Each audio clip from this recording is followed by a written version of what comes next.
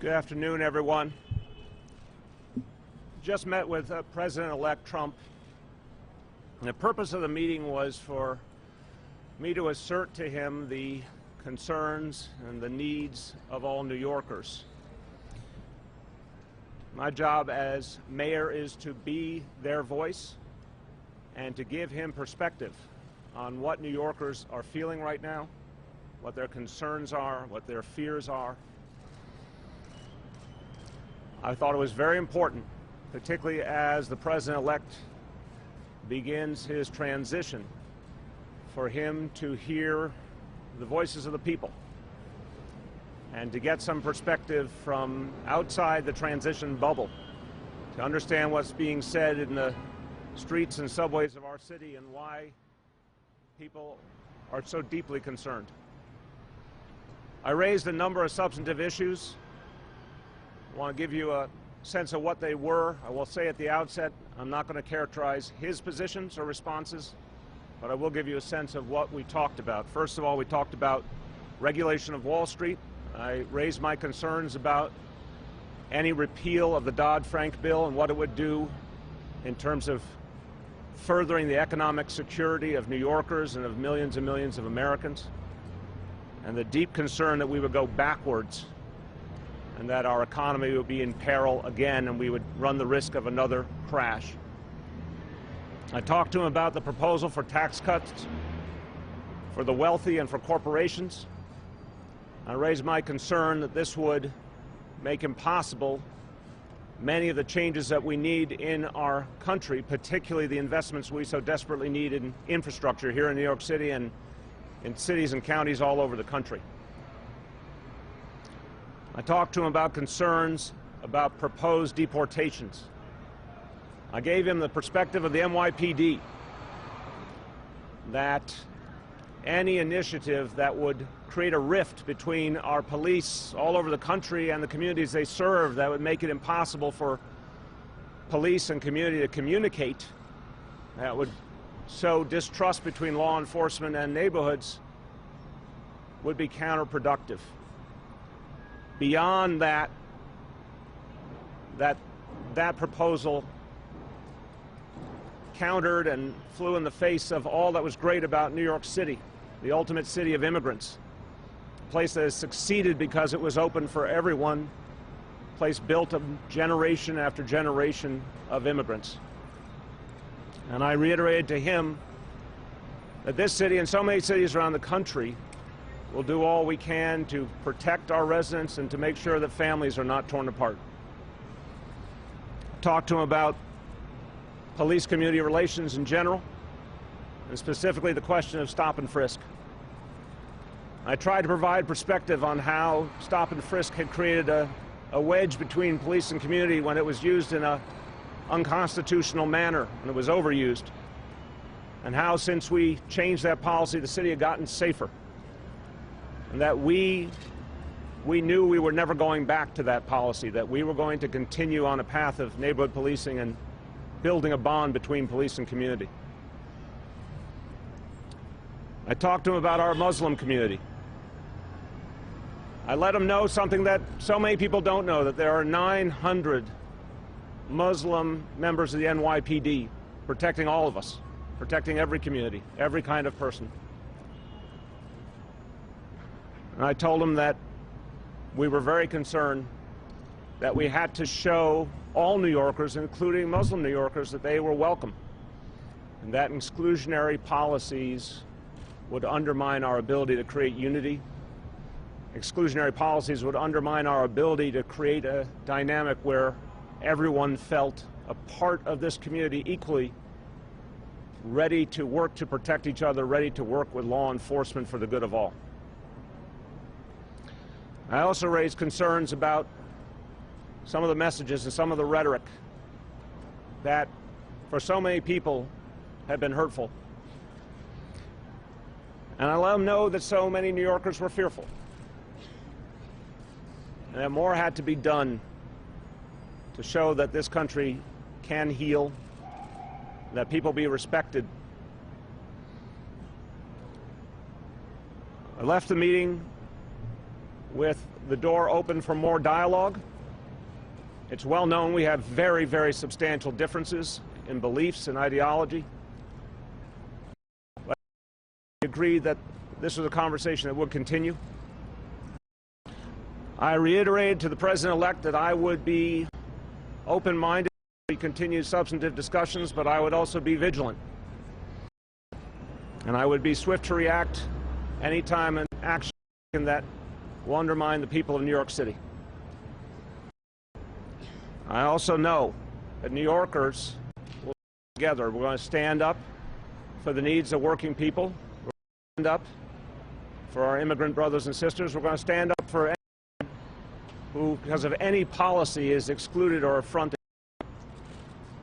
Be they members of the Muslim community or the Jewish community, members of the LGBT community, women, anyone who feels policies are being undertaken that undermine them. With that, I'm happy to take your questions.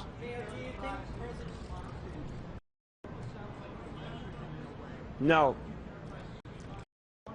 Yeah. Let me say on the first point, I'll come back to you on the second point. No, it was a respectful meeting and a substantive meeting, a very candid meeting. I don't think lecturing's at all the right word to use.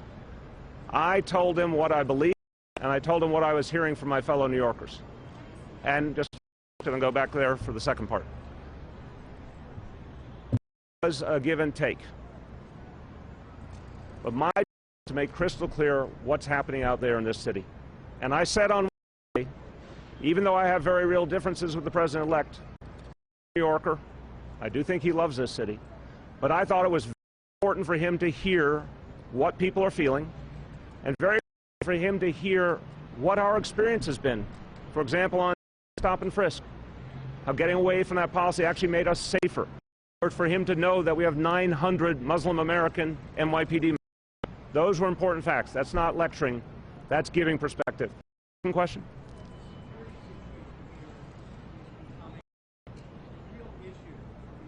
Right. Yep. Well, look. Okay, I got your question. I got your question. I will not tell you that he and Tiffany are my central concerns in life, but I will say the traffic situation is a very real problem, and it's magnified, of course, because we're going into the holidays. Commissioner O'Neill and I will address this issue on Friday. We'll have a press conference about this in detail. Commissioner is meeting with the Secret Service shortly, and we'll be in a much better position to give you a sense of the balance that we will strike. Obviously, traffic in Midtown has to flow, and obviously the President and his entire team have to be protected.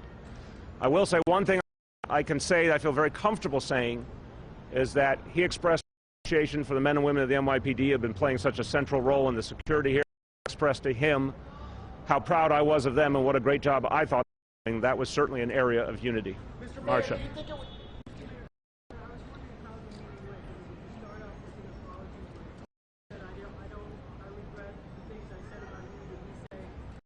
No, neither.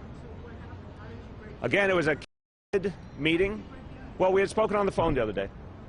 And so if there was a breaking ice, it was that. Even people who have very real differences can still have a dialogue. Candid and substantive meeting. We just went right into the substance. I had a set of things I wanted to raise, and we just went right into it.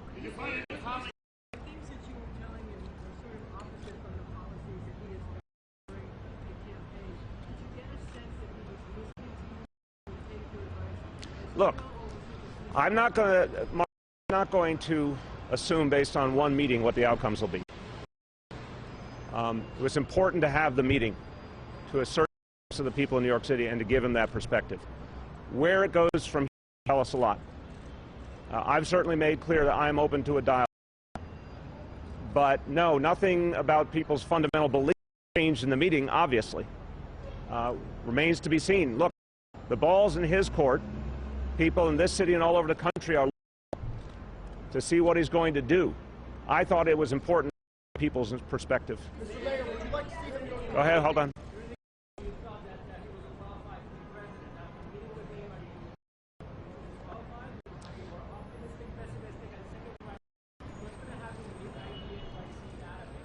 Okay, I'll talk about the ID NYC database in the coming days.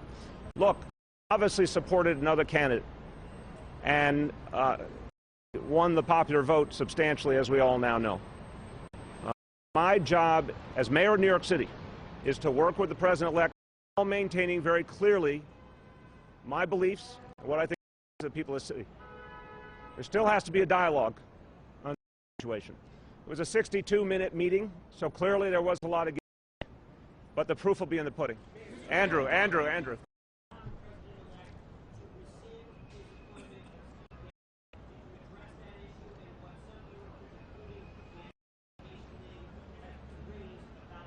I made my views and my deep concerns about Mr. Bannon and the fact that I thought people were afraid because of the things they had seen in Breitbart News and the fear they had suggested divisive policy. So I made those views clear. Again, I made my views clear about him. Go ahead. First, David, go ahead.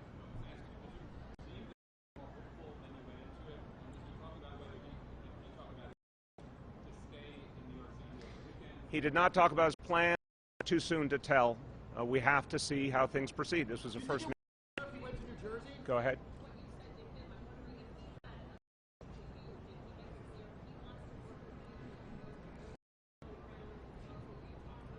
Again, I'm not going to characterize his. I want to respect the president-elect. He'll choose to say whatever he chooses to say. I expressed to him that I knew we had very real philosophical differences, but that I was ready to work on these issues and to represent the needs of New York City, but I wanted to do it from a perspective of saying, let me put my cards on the table, not only about what I believe, but what the interests of the city, what people's needs are, what their fears are. I wanted to see the relationship by being crystal clear and very blunt about those. And it was a candid dialogue and a substantive dialogue. Go ahead. Go ahead.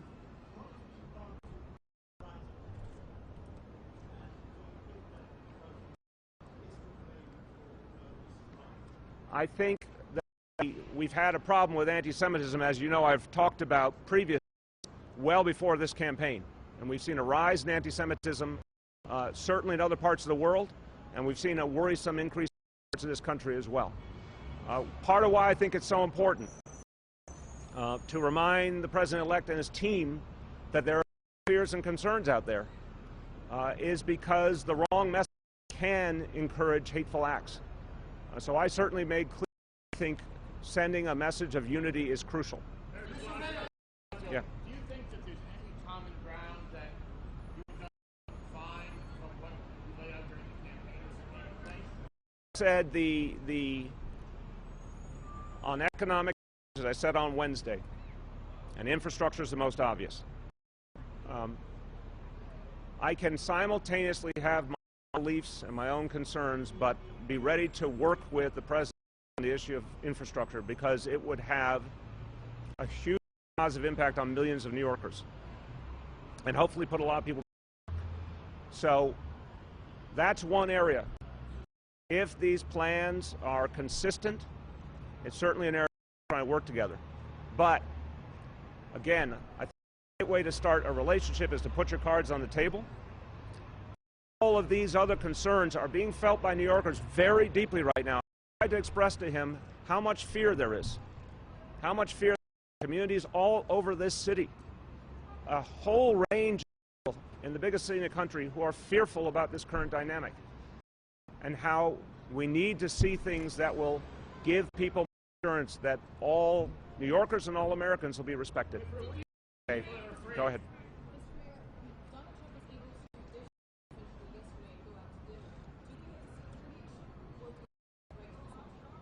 I think for a long time we've seen presidents in office go to restaurants planned or on the spur of the moment. I think it's something that the Secret Service knows how to accommodate. accommodate. Two more. Go ahead. Did not. No. Go to New Jersey to avoid traffic disruption.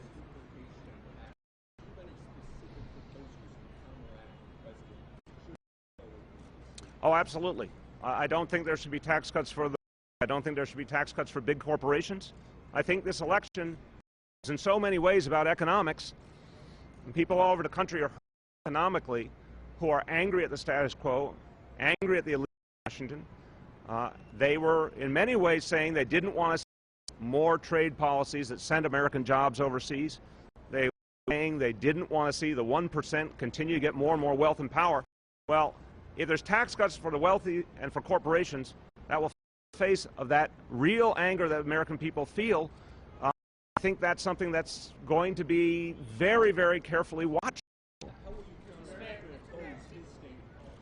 Again, if there is a proposal that says that American corporations should get tax cuts and wealthy individuals get tax cuts, I obviously oppose that because I don't think we have tax fairness right now.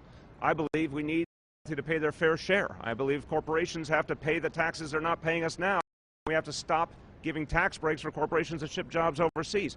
These issues, out to the core of your question, I want to emphasize how close this is going to be, not only by me and by New Yorkers, but someone who voted for the president-elect who are expecting economic change. Thanks, everyone. Thank you very much. Thank you.